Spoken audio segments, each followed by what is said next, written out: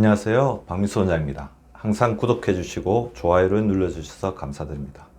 오늘은 감기나 독감에 잘 걸리는 사람들의 특징을 제가 한번 분석해 보았는데요. 아마 감기나 독감에 자주 걸린다. 이것은 본인의 면역력을 바로할 수 있는 하나의 바로미터라고 할 수 있습니다. 제가 방송이라든지 이런 데서 요청을 많이 받거든요. 원장님, 면역력을 잘 알 수 있는 검사가 어떤 게 있습니까?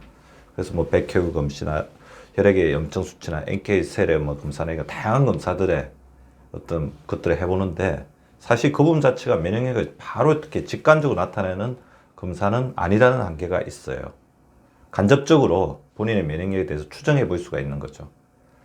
하지만 감기나 독감 등 이런 바이러스 질환에 자주 걸린다는 것은 본인의 면역력이 그만큼 취약하다는 것을 이야기할 수 있기 때문에, 어떻게 보면 본인의 면역력을 바로 알 수 있는 가장 중요한 지표라고 할 수 있죠. 자, 그렇다면 감기나 바이러스에 자주 걸리는 사람들은 면역력이 약하다. 그런 사람들의 특징을 알면 본인의 면역력을 높이기 위해서 어떤 부분을 신경을 써야 되고 또 어떻게 해야 되는지에 대해서 알 수 있게 될 것입니다. 기본적으로 바이러스 감염은 기회 감염입니다. 바이러스가 우리 몸속에 들어온다고 하더라도 모든 바이러스가 질환으로 가는 건 아니죠. 본인의 면역력을 유입된 바이러스가 이길 때, 즉 본인의 면역력이 떨어진 틈을 타서 바이러스가 들어와서 정식할 때 그게 질환으로 간다는 거죠. 그렇지 않으면 증상도 나타나지 않고 대부분 경미하게 무증상으로 끝나는 거죠.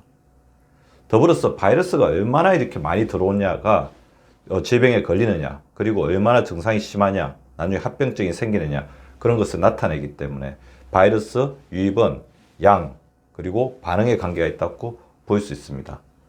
바이러스는 면역력으로 치료하는 거고, 물론 독감 같은 경우에는 타미플루라는 어떤 특효 치료제가 있죠. 그리고 항체가 형성이 되면, 그 독감 같은 경우는 백신을 통해서 그 항체를 형성하죠. 그런데 감기 같은 경우는 워낙 바이러스 변이가 심하기 때문에 백신을 못 받는 그런 단점도 있습니다.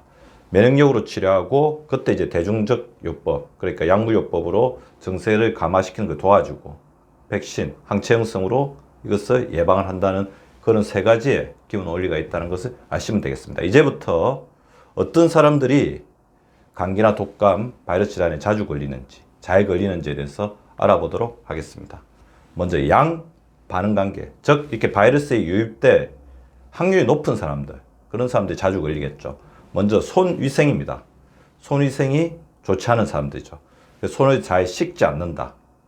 그리고 손으로 물건들 이것저것 많이 만지고, 특히 또 코라든지 입, 자기 얼굴을 자주 만지는 사람들, 그리고 평소에 자주 만지는 소지품들이 있죠. 가령되면 핸드폰이라든지 키보드라든지 마우스라든지 손잡이라든지 그런 부분을 소독하지 않으면, 손 위생이 이렇게 좋지 않으면 감기나 독감 등의 바이러스 질환에 자주 걸립니다. 더불어 마스크도 있습니다. 마스크는 뭐냐 하면 외부로부터 호흡기 감염 대부분 입이나 코로 들어오잖아요. 그래서 그런 어떤 마스크 착용이 서툰 사람들, 써야 될 때 쓰지 않는 사람들이 많겠죠. 환절기에 미세먼지가 심할 때 마스크를 쓰지 않으면 미세먼지가 다 이렇게 호흡기로 들어와서 우리 호흡기에 면역력을 떨어뜨리죠. 미세먼지는 하나의 알레르겐이자 중금속입니다. 물론 꽃가루가 심할 때 알러겐 같은 것도 이렇게 심하게 많이 들어오면 그것 자체가 우리 몸의 면역력을 떨어뜨리는 데 작용할 수 있습니다. 기침이 잦은 사람들과 접촉이 많으면 당연히 이렇게 바이러스가 많이 들어오겠죠. 그럴 때는 마스크를 쓰는 것도 필요합니다. 그리고 담배 피는 사람이 주변에 많으면 아무래도 간접흡연, 2차 흡연, 3차 흡연이 겹쳐서 우리 기관지가 약해질 수가 있고, 사무실 환기를 자주 하지 않으면 밀폐된 공간에 바이러스 함량이 많아지기 때문에 감기나 독감에 걸릴 확률이 올라갑니다. 오염된 물을 마시는 사람들이죠. 물 속에는 세균, 바이러스, 중금속 등이 이렇게 많이 포함되어 있을 수 있는데, 깨끗하게 관리되지 않은 오염된 물을 마시게 되면 그것으로 인해서 우리 몸의 면역력이 떨어지는 거죠. 우리 지에게 신종플루를 걸리게 한 다음에 비소가 오염된 물과 깨끗한 물을 마시게 한 다음 비교를 해봤더니, 비소가 오염된 물이 신종플루로 인해서 사망률이 굉장히 높았고, 깨끗한 물을 마신 쥐들은 사망하지 않았다고 합니다. 그래서 물을 관리 잘하는 것도 굉장히 중요할 거라고 생각이 되고요. 코 속이 지나치게 건조한 사람들, 대부분 이제 알레르기 비염이 있는 사람들이 그런 사람들이 많죠. 코 속이 건조하게 되면 바이러스가 굉장히 잘 흡착이 되고 그런 걸 통해서 타고 이렇게 선모를 거슬러서 이렇게 넘어가서 기관 쪽으로 넘어가기가 쉽다는 거죠. 그래서 코 속 건조를 막아주는 게 좋은데 생리식염수로 헹구거나 소금물로 일단 하셔도 무방하다고 이제 하는 견해도 있는데 소금물은 정확하게는 이제 우리 농도를 맞추기가 힘들어요. 약국이라든지 우리 그런 데서 생리식염수를 살 수 있기 때문에 생리식염수 사서 코 쪽을 가끔 이렇게 세척을 해주는 것들, 그리고 가습기를 해주는 게 좋을 것 같고 따뜻한 물로 하는 게 바람직하겠죠. 그리고 뭐니 해도 코스 건조를 막기 위해서는 수분 섭취가 가장 도움이 됩니다. 그리고 입 호흡을 하는 사람들, 그리고 코로 호흡하는데 코골이가 심한 사람들, 그런 사람들은 감기나 독감에 걸리기가 쉽습니다. 입은 이제 바로 이렇게 호흡을 하다 보면 바이러스가 세균이 들어가기 쉽죠. 근데 코로 호흡하게 되면 콧물, 코털, 이 부비동이나 3차 방음막이 세균이나 바이러스가 몸속으로 들어가는 것을 막아줍니다. 따라서 코로 호흡하는 게 좋은데 주로 이제 코로 호흡을 못 하시는 분들 보면 코에 알레르기성 비염이 있다거나 코가 항상 막혀 있으신 분들이 많습니다. 그럼 밤에 보면 코를 심하게 곤다거나 수면 무호흡증이 있으면 더 그런 증세가 심해질 수가 있죠. 그래서 수면 무호흡증, 코골이를 고치는데 가장 중요한 건 체중 감량이죠. 적절한 체중을 유지하는 것 못지않게 제가 항상 알려드리는 코로 호흡하는 법을 시간 날 때마다 훈련해 주시기 바랍니다. 기회 감염입니다. 나의 면역력이 약하면 바이러스가 조금 들어와도 감기나 독감이 되는 거고, 나의 면역력이 강하면 바이러스가 들어오더라도 바이러스가 힘을 못 쓰게 되는 겁니다. 따라서 나의 면역력을 높여야 되는데 이 면역력이 떨어진 사람들은 감기나 독감 등에 걸리기가 쉽겠죠.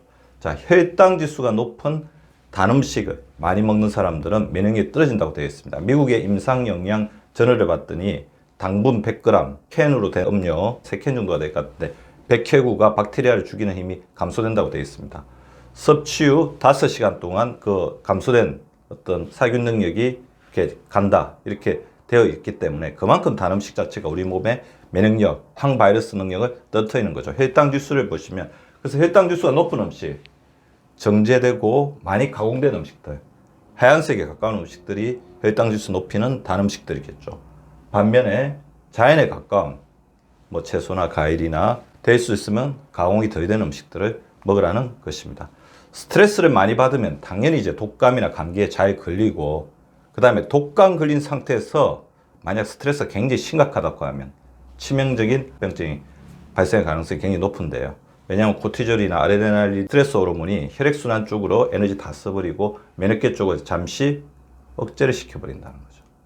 굉장히 문제가 될 수 있습니다. 스트레스가 만병의 근원이라는 것은 감기와 독감에 걸리는 것에도 여지없이 나타나고 있습니다. 가체중, 독감으로 이제 심각한 합병증을 받는 사람들, 뭐 나중에 폐렴으로 간다든지 그런 분들을 보면 고도비 많이 많습니다. 호르몬이 불균형하고 만성염증이 있기 때문이죠. 따라서 적정한 체중을 유지하는 것이야말로 면역력을 높이는데 가장 중요한 관건 중에 하나라고 할 수 있습니다. 물론 지나치게 마른 사람은 면역력이 훨씬 더 위험해요.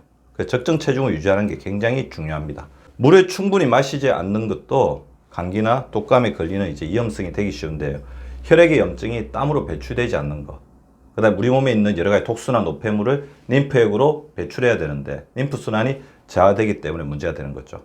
그리고 수분 섭취가 부족하면 우리 몸에 있는 점막의 습도가 떨어지는데 이렇게 되면 바이러스의 흡착력이 높아집니다. 바이러스가 많이 그리고 잘 쉽게 달라붙는다는 거죠. 물을 충분히 마시는 게 중요합니다. 그래서 소변 색깔을 보시면, 그래서 제가 항상 본인의 수분 섭취가 충분한지는 소변 색깔로 판별하라고 그랬죠. 소변 색깔 이 라인 위에는 있어야 되는데, 제가 이제 우리 환자분들 이제 소변 검사에서 받아온 거 보면 대부분 이제 90% 이상이 이 아래쪽에 있더라고요.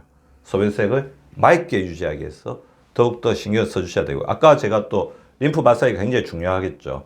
노폐물이 운반되는 과정에서 림프절을 통과하는데 뭐 기니 뭐 이렇게 목대 이런 뭐 사탐이 다 있지만 가장 중요한 부위 중에 하나가 겨드랑이라고 할 수 있습니다. 그래서 마사지와 같은 자극을 좀 주는 게 좋은데, 가능하면 뭐 테니스공이나 페트병이나 수금만 것들을 이렇게 끼워가지고 약간의 자극을 주면 림프순환이 원활하게 잘 되는 것을 보실 수가 있을 것입니다. 수면이 부족한 것, 이건 외국의 논문들을 이제 항상 찾아보면 면역력의 가장 중요한 요소 중에 하나가 수면이라고 되어 있습니다. 수면이 부족하면 감기나 독감이 많이 걸리고, 그리고 제가 이제 저번에 말씀드린 것처럼 어떤 예방접종 백신을 했으면 그날 충분히 주무셔야지 장기 면역이 잘 형성된다고 했던 것처럼 7시간에서 9시간 정도 자자.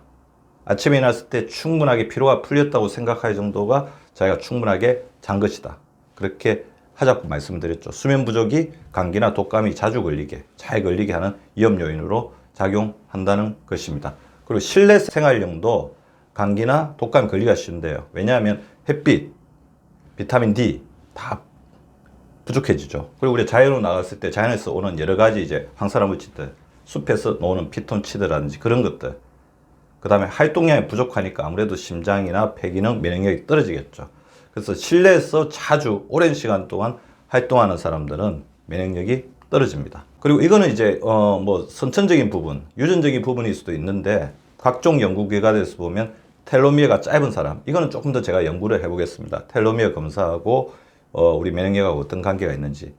텔로미어 길게 역전시키면 되겠는데 텔로미어 길게 역전시키는 법에 대해서도 제가 연구를 해보고 그런 방법이 있다면 우리 독자분들과 나누도록 하겠습니다. 백혈 수치가 적은 사람도 이게 면역력이 떨어진다, 자주 아픈다고 되어 있는데 이게 유전적인지 후천적인 요인에 의해서 백혈 수치가 떨어지는지 이 부분도 연구가 필요할 것이라고 되어 있습니다. 자, 예전에 보면 광고 중에 감기 조심하세요, 감기 조심하세요 그런 광고가 있죠. 자, 그거는 이제 우리가 감기에 걸리면 우리 일상생활이 힘든 것도 있지만 어떻게 보면 감기에 자주 걸린다는 자체가 사소한 병일지 몰라도 자기 면역력이 떨어져 있다, 면역력이 위험하다는 것을 말하는 신호일 수 있기 때문에 그냥 넘겨서는 안 된다는 것입니다.